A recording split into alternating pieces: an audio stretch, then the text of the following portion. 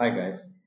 ఈరోజు మన టాపిక్ ఏంటంటే మనం ప్రీవియస్ క్లాస్లో వచ్చేసి బూట్ స్ట్రాప్ని ఎలా ఇంపోర్ట్ చేసుకోవాలో చూసాము. ఇవాళ ఏం చేద్దామంటే అదే బూట్ స్ట్రాప్ని డౌన్లోడ్ చేసి ఎలా చేసుకోవాలనేది చూద్దాం. ఓకే, సో ఇక్కడ మనకి ల్యాబ్ 16లో మనం ప్రీవియస్ క్లాస్ చేసాము. దీంట్లోనే చేస్తాను వర్క్ చేసేది కూడా ఇప్పుడు.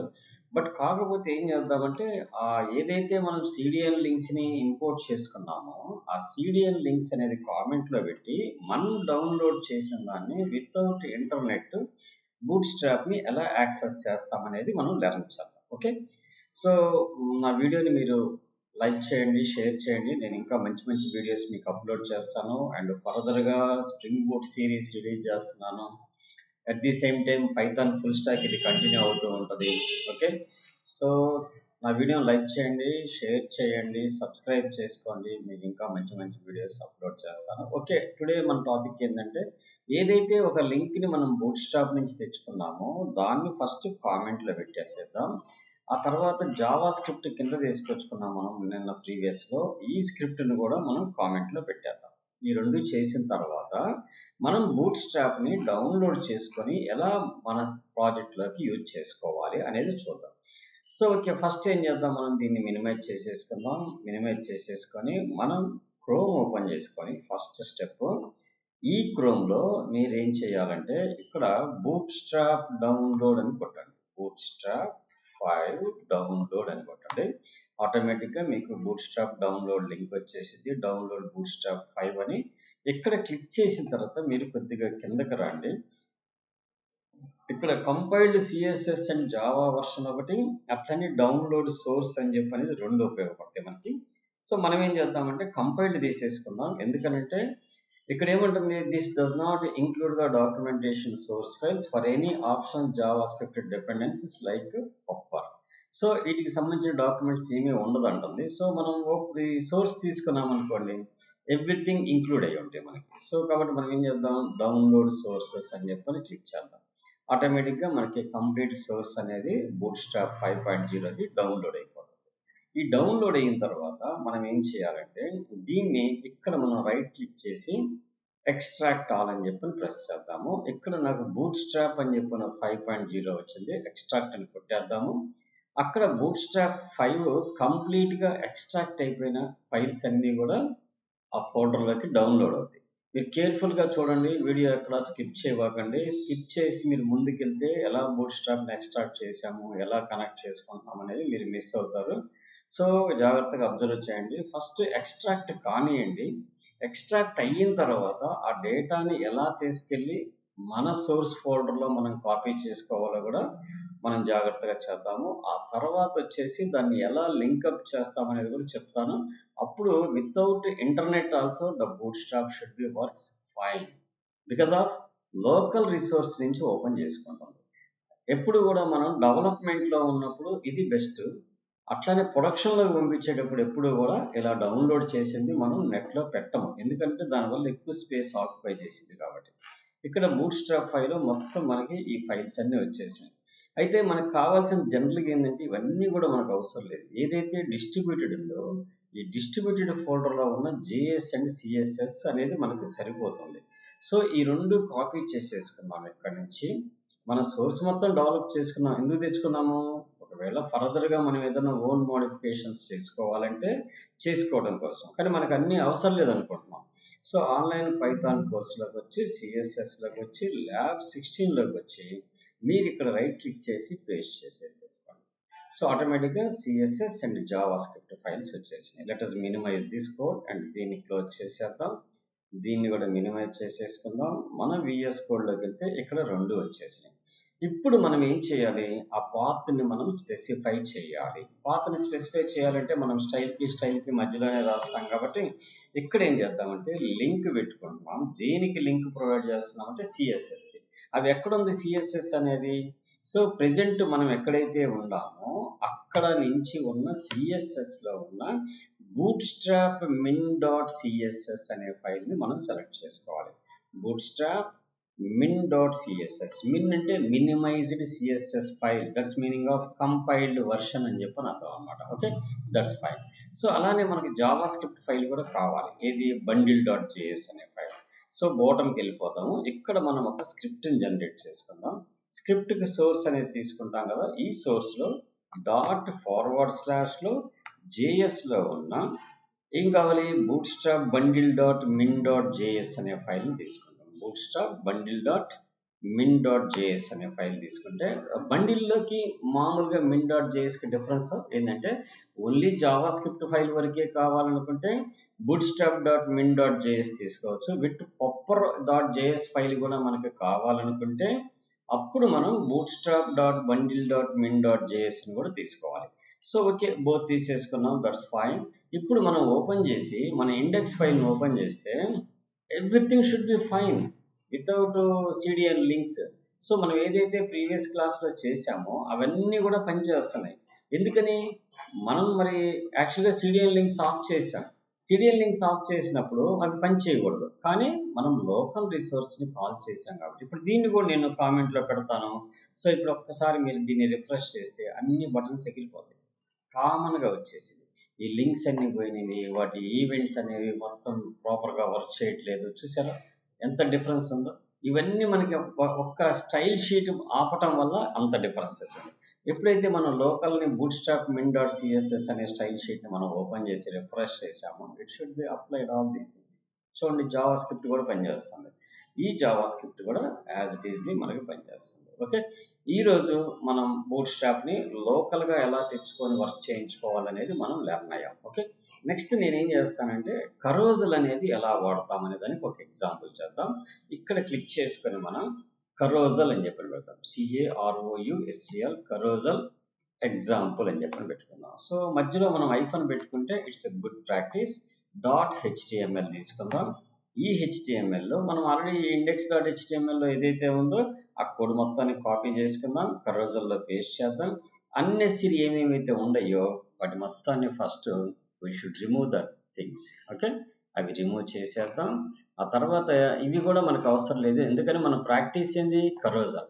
సో కాబట్టి అకార్డియన్ కూడా తీసేస్తాను, విత్ కంటైనర్ కూడా తీసేస్తున్నాను.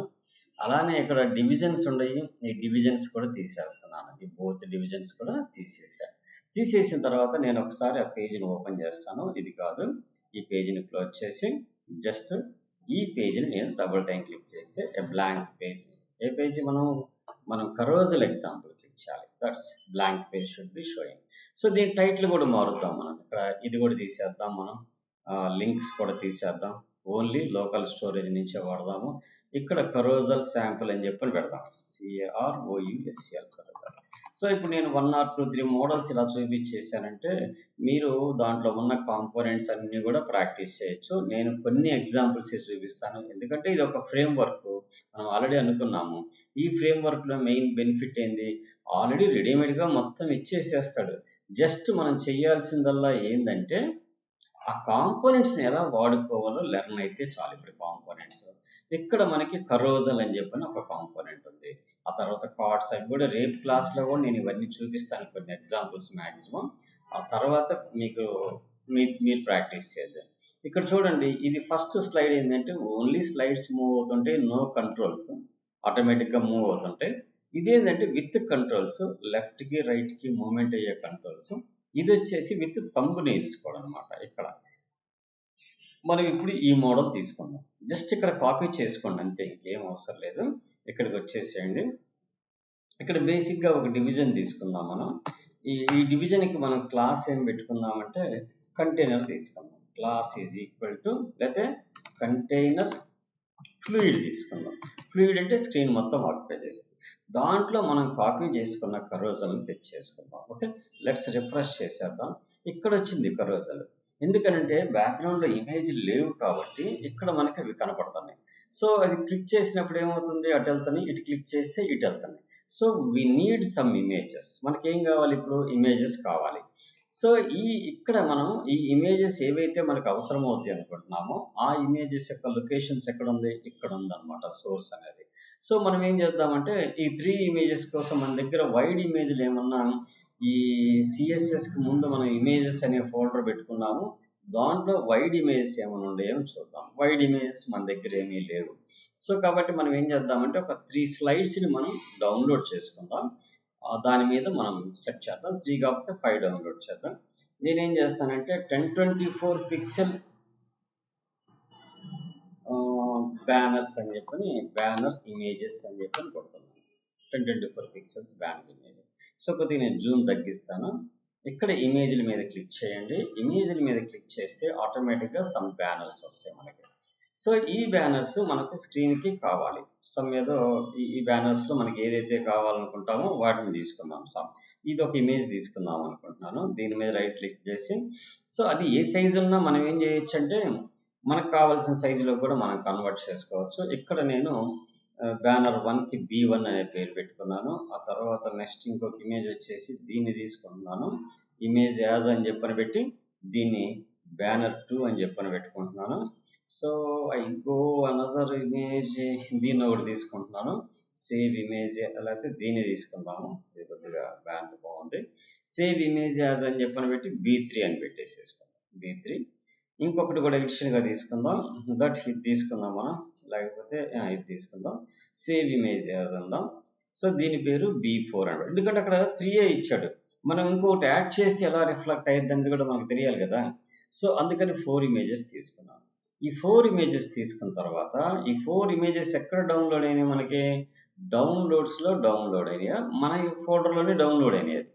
మన ఫోల్డర్లోనే డౌన్లోడ్ అయినాయి అని ఎలా చెప్పగలుగుతున్నాం అంటే మనం సేవ్ చేసేటప్పుడు మనకి ఆ ఇమేజెస్ అనే ఫోల్డర్ని టార్గెట్ చేసాము. అందుకని ఇక్కడే స్టోర్ అయినాయి అనమాట. ఏమేమి ఇమేజ్లో B4 అనేది B1, B2, B3.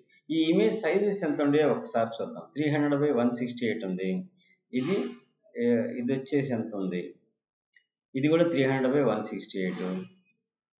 సో ఇది ఎంత ఉందో చూద్దాం. ఇది కూడా 300/168. Very good. ఇది 290/174. That's okay. ఇప్పుడు మనం రేషియో పర్ఫెక్ట్గా ఉంది, అందుకని దాన్నే కాల్ చేయొచ్చు. ఇక్కడ మనం ఇమేజ్ సోర్స్ని మనం మారుద్దాం. //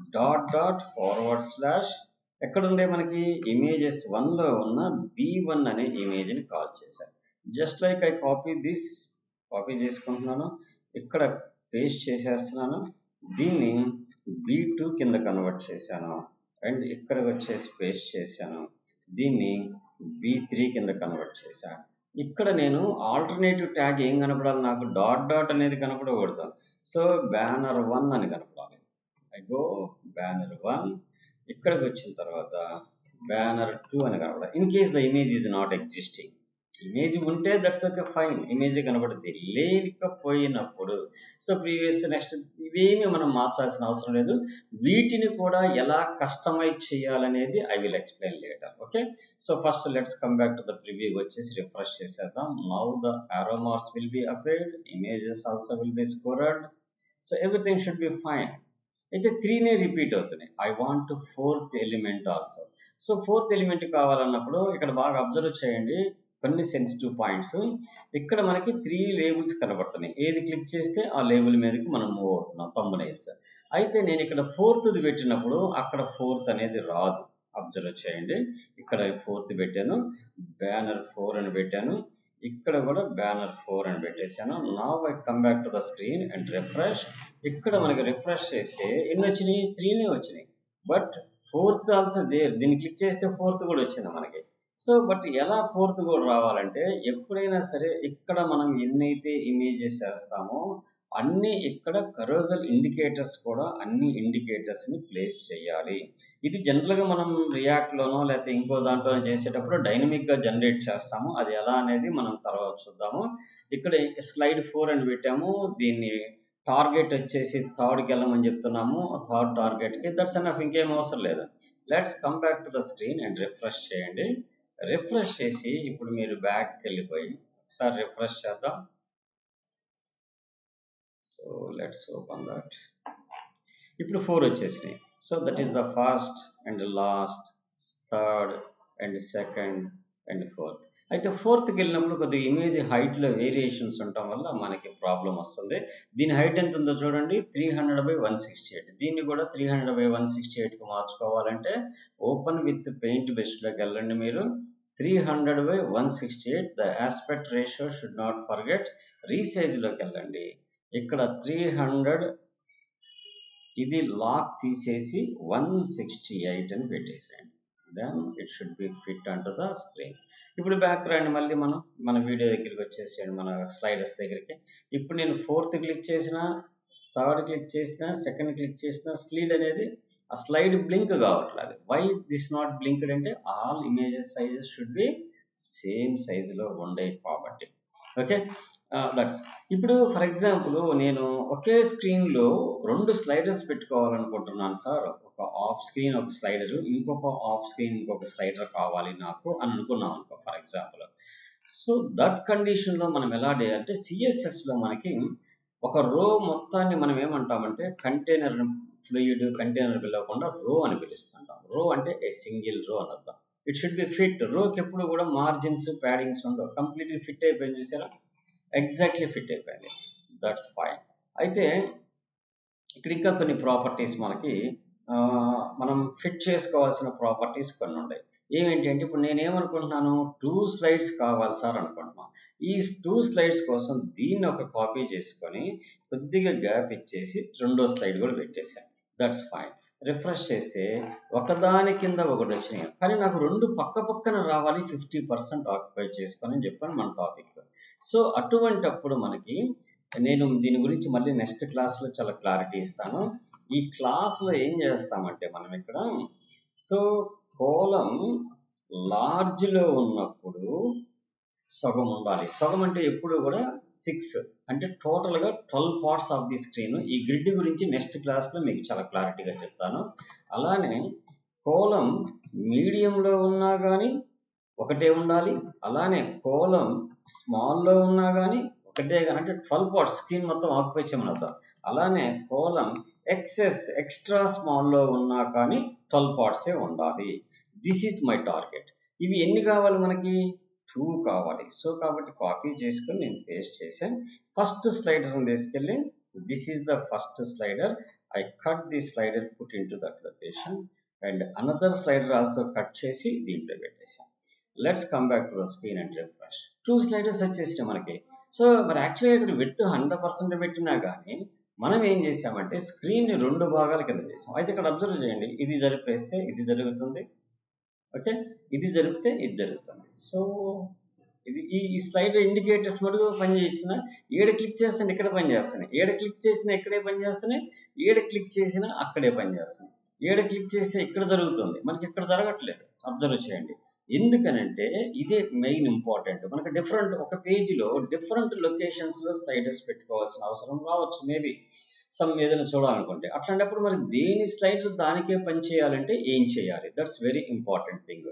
సో ఇది ఎలా తెలిసిందంటే మనకి ఫస్ట్ ఈ స్లైడర్కి ఒక ఐడిని ఫస్ట్ బేసిక్ అండి. ఇక్కడ ఈ ఐడి ఏం పెట్టాడు, ఇక్కడ కరోజల్ ఎగ్జాంపుల్ ఇండికేటర్ అని చెప్పాడు. This is the basic indicator link. So if you change this indicator link it should not be work. It should not be work sir. So కాబట్టి ఎక్కడైతే మనం కరోజల్ ఇండికేటర్ని వాడామో అక్కడ the name should be change. ఎప్పుడైతే మనం ఈ name change చేస్తామో ఆటోమేటిక్గా ఆ కరోజల్ ఇండికేటర్ యొక్క ఐడి చేంజ్ అయింది కాబట్టి దేనికి దానికి అది ఎగ్జిక్యూషన్ అనేది స్టార్ట్ అయిపోయింది. ఇక్కడ చూడండి కరోజల్ ఎగ్జాంపుల్ ఇండికేటర్స్ అని చెప్పని పెట్టాం. సో ఇక్కడ బటన్స్ అనేవి మనకి పెద్దగా ప్రయారిటీ ఉందా లేదా అనేది ఏం చేయాలి, ఇక్కడ ఎగ్జాంపుల్ ఇండికేటర్స్ అని చెప్పని పెట్టాం, ఇక్కడ ఎగ్జాంపుల్ ఇండికేటర్స్ 1 అని పెట్టాం. సో ఎక్కడైతే మనం ఆ ఐడిని టార్గెట్ చేస్తున్నామో దట్ ఆల్ లొకేషన్స్లో కూడా మీరు ఐడీస్ని చేంజ్ చేయాలి. చేంజ్ చేసిన తర్వాత ఒకసారి మీరు సేవ్ చేసుకోండి. దెన్ మీరు ఓపెన్ చేసి రిఫ్రెష్ చేయండి. ఇప్పుడు ఇది క్లిక్ చేస్తే ఈ స్లైడే పనిచేసింది, ఇది క్లిక్ చేస్తే ఈ స్లైడే పనిచేసింది. Nothing to worry.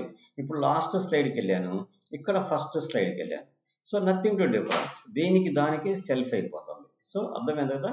సో ఇక్కడ బేసిక్గా ఏంటంటే ఎప్పుడు కూడా జావా స్క్రిప్ట్లో కోడ్ ఎలా రాస్తారంటే ద పేరెంట్ నోడ్ బేస్ చేసుకొని దాంట్లో ఉన్న కంటైనర్స్ పనిచేసేటట్టు చేస్తారు. అంటే ఎప్పుడు కూడా పేరెంట్ నోడ్ యొక్క ఐడి ఏదైతే ఉంటుందో with respect of that ID the inside of the container should be works అనమాట.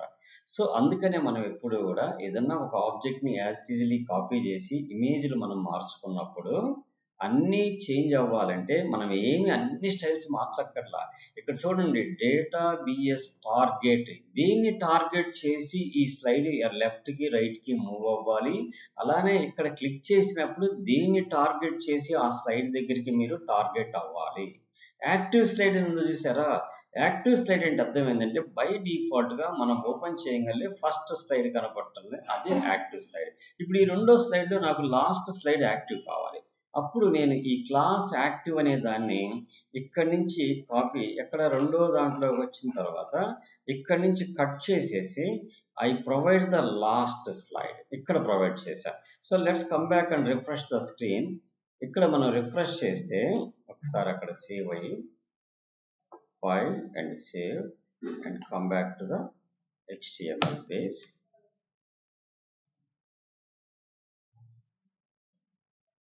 So when you refresh this, so this is the first slide and this is the last slide active. So ఈ last slide activate అయినప్పుడు ఇక్కడ మనం active అనేది last స్లైడ్కి పెట్టాము, slide 1 slide 2 పెట్టాము. Area current true అనేది కూడా మనం అక్కడ దానికి అసైన్ చేయాలి. ఏం చేయాలి? ఏరియా అంటే అది యాక్టివ్లో ఉండాలి. అట్ ది సేమ్ యాక్టివ్ అనేది దేనికి? ఈ కింద బార్ కనపడటానికి యాక్టివ్, ఇది నొక్కటానికి. సో ఎప్పుడైతే మనం రిఫ్రెష్ చేసేస్తామో first slide, second slide, third slide and this is the fourth slide. Fourth slide activated. ఇక్కడ యాక్టివ్ అనేది ఒకటి పెట్టాలి. రెండోది దీంట్లో కూడా మనం యాక్టివ్ అనే స్టైల్ని కట్ చేసి ఏ స్టైల్ అయితే మనకి యాక్టివ్ పార్ట్లో ఉండాలో దాని దగ్గర పెట్టాలి. అంటే మనం కింద స్లైడర్తో పాటు ఆ ఇమేజ్ని కూడా యాక్టివ్లో చేయాలి. సో ఆటోమేటిక్గా అక్కడ మార్చంగా ఇక్కడ అప్డేట్ అయిపోయింది. సో ఇక్కడ చూడండి బై డిఫాల్ట్గా 4th వచ్చింది, ఇక్కడ బై డిఫాల్ట్గా 1st వచ్చింది. సో కాబట్టి ఏ స్లైడర్లో ఏ ఇమేజ్ని అయితే మనం టార్గెట్ చేయాలనుకుంటామో ఆ టార్గెట్ ఇమేజ్కి ఐడీస్ అనేది ఇంపార్టెంట్. అట్ ది ప్యారలల్లీ ఆ టార్గెట్ని రీచ్ అవ్వడం కోసం మనం స్పెసిఫై చేసే ఇమేజ్ కూడా యాక్టివేట్ అయ్యి ఉండాలి. Then only it should be works. Okay, ఇంకా నేను దీంట్లో కొన్ని సమ్ మోర్ టెక్నిక్స్ కూడా చెప్తాను. ఈ హైట్ తగ్గించుకోవటము. ఇప్పుడు చూడండి నేను ఇప్పుడు ఇందాక మీకు రో అని పెట్టాను. ఇక్కడ మీకు మీనింగ్ కూడా తెలియాలి కదా. ఇక్కడ ఈ రో క్లాస్ రో అని పెట్టా. ఒక రోలో 2 డివిజన్స్ ఉండాలి. 2 డివిజన్ 6 ఎందుకని? ఒక రో యొక్క వెడల్పు 12 పార్ట్స్. సో కాబట్టి లార్జ్ సైజులో ఉన్నప్పుడు 2గా కనపడాలి, మీడియంలో ఒకటొకటే కనపడాలి, ఒకదాని కింద ఒకటి రావాలి, స్మాల్లో కూడా ఒకదాని కింద ఒకటి రావాలి, ఎక్స్ట్రా స్మాల్లో కూడా ఒకదాని కింద ఒకటి రావాలి. That is the logic. So ఇప్పుడు నేను ఈ స్క్రీన్ ఏం చేస్తానంటే జస్ట్ రీసైజ్ చేసేస్తాను. ఆటోమేటిక్గా చూడండి ఒకదాని కింద ఒకటి వచ్చినాయి. నేను ఎప్పుడైతే లార్జ్ అయ్యానో లార్జ్ కాంగల్లే ఒకదాని పక్కన ఒకటి వచ్చినాయి. ఎప్పుడైతే మీడియం స్క్రీన్కి వెళ్తానో సింగిల్ వచ్చేసింది, స్మాల్కి వెళ్ళినా కూడా సింగిలే ఉంది, ఎక్స్ట్రా స్మాల్కి వెళ్ళినా కూడా సింగిలే ఉంది. అలా కాదండి, నాకు మీడియంలో కూడా 2గా కనపడాలనుకుంటే ఇక్కడ మీడియంలో కూడా 6 ఇచ్చుకుంటే ఓన్లీ స్మాల్కి వచ్చినప్పుడే. ఇప్పుడు చూడండి కొద్దిగా మీడియంలో కూడా 2 కనపడతాయి. ఇక్కడ దాకా మీడియం, ఇది స్మాల్, ఇది extra small. So clear. So ఇది రెస్పాన్సివ్గా మనం వెబ్లో చూసినా లేదా ఇప్పుడు ఫర్ ఎగ్జాంపుల్ దీన్ని ఇన్స్పెక్ట్లోకి వెళ్ళి మీరు మొబైల్ ఎడిషన్లో పెట్టారనుకోండి 1 by 1 కిందకి వస్తాయి. దీని స్లైడ్ దీనికే పని చేస్తుంటుంది, దీని స్లైడ్ దీనికే పని చేస్తుంటుంది. 2 స్లైడ్స్ మనకి నీట్గా వచ్చేసేస్తాయి. ఓకే, సో ఇలా మనం కరోజల్స్ని పెట్టుకోవచ్చు. ఈ కరోజల్స్ అనేది మనం చేయాలంటే దానికి పెద్దగా కోడ్ రాయాల్సి వస్తాయి, జావా స్క్రిప్ట్ రాయాలి, లాజిక్స్ రాయాలి. ఇదంతా కష్టపడకుండా బూట్ స్ట్రాప్ వాడు మనకి ఈ ఫ్రేమ్వర్క్లో ఈ కరోజల్స్ అనేది ప్రొవైడ్ చేశారు. సో వీటిలో మీకు ఇప్పుడు ఫర్ ఎగ్జాంపుల్ కొటేషన్స్ కూడా కావాలి, విత్ ఐకాన్స్ విత్ కొటేషన్స్ కూడా కావాలి. సో ఇది మీరు ఇక ట్రై చేయొచ్చు. ఎందుకని? జస్ట్ మీరు ఏం చేస్తారు, ఎడిషన్గా ఏమొచ్చింది, ఈ డివిజన్ ఒకటి యాడ్ అయింది. ఈ డివిజన్ యాడ్ అవ్వటం వల్ల ఏమవుతుంది, దాని హెడ్డింగ్, దానికి సంబంధించిన కంటెంట్ ఇక్కడ వస్తుంది అనమాట. ఈ 2 కలిపి ఎక్కడ పెట్టాలి, మనం ఈ డివిజన్ తీసుకెళ్ళి ఇమేజ్ కింద ప్లేస్ చేయాలి. కావాలంటే ఒకదానికి మనం ప్లేస్ చేద్దాం. చూడండి ఇక్కడికి వెళ్ళిపోయాము, ఓపెన్ చేద్దాము. ఫస్ట్ స్లైడ్లోనే కొటేషన్స్ పెడదాము, సెకండ్ స్లైడ్లో వద్దు. ఫస్ట్ స్లైడ్లో ఇమేజ్కి చివరికి వెళ్ళిన తర్వాత we can place it, and image last తర్వాత we can place it. And మనం కస్టమైజ్ చేసుకుందాం, మనం ఏది కావాలంటే అది పెట్టుకుందాం. ఇక్కడ ఫస్ట్ స్లైడ్ ఉంది, దీని పేరు సెకండ్ స్లైడ్ అని పెడదాం, అండ్ దీని పేరు థర్డ్ స్లైడ్ అని పెడదాం. ఆ తర్వాత కూడా పేస్ట్ చేద్దాం, 4th స్లైడ్ అని పెట్టేద్దాం. So work only for testing, మనకి కరెక్ట్గా ప్రాపర్గా ఎగ్జిక్యూట్ అవుతుందా లేదా. FOURTH 4th స్లైడ్ అని పెట్టుకున్నాం. Then we come back to the screen. So ఎగ్జాంపుల్కి వచ్చి రిఫ్రెష్ చేసి ఇక్కడ చూడండి first slide label, second slide, third slide, అలా మనం ఏ స్లైడ్కి ఏ కొటేషన్ కావాలనేది కూడా మనం రెడీమేడ్గా మనం ప్రొవైడ్ చేసుకోవచ్చు. సో జస్ట్ మీకు ఎలా యూజ్ చేయడం బాగా అర్థమైంది అనుకుంటా. మీకు ఏమైనా అర్థం కాకపోతే నాకు కామెంట్ చేయండి, నేను కంపల్సరీ మీ కామెంట్స్కి రిప్లై ఇస్తాను. నా వీడియోని లైక్ చేయండి, షేర్ చేయండి. సో సమ్ మోర్ పీపుల్కి రీచ్ అయ్యింది. Okay, bye.